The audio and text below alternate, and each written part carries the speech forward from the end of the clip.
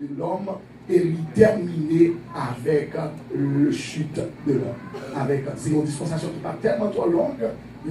La Bible n'a pas mentionné combien de temps ça a été fait pendant que l'homme était dans le jardin. Et à cette dispensation, l'homme n'avait pas connu de souffrance.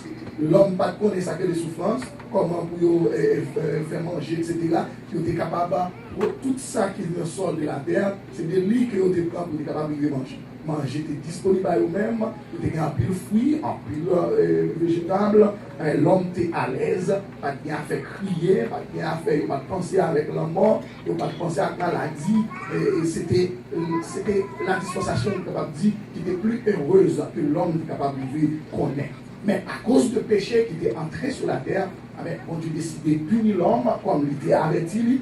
L'homme payait les conséquences de désobéissance que moi-même avec vous depuis lors que a subi de mêmes conséquences que le premier parent nous, Adam et Ève, et c'était la dispensation de l'innocence. C'est la première partie dans la Bible, mais c'est la première phase de mon Dieu créer l'homme, l'homme est capable de vivre éternellement.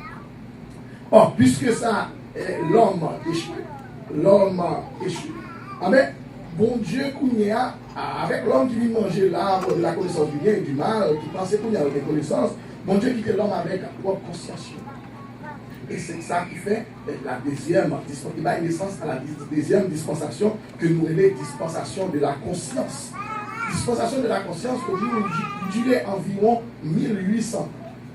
Dispensation de la conscience que le bon Dieu rend responsable de l'homme qui a connaissance du bien et du mal. N'oubliez que l'arbre qui défend à l'homme de manger, il aurait dit l'arbre de la connaissance du bien et du mal. Puisque quand il a mangé dans le fruit, c'est-à-dire qu'il a connaissance du bien et du mal.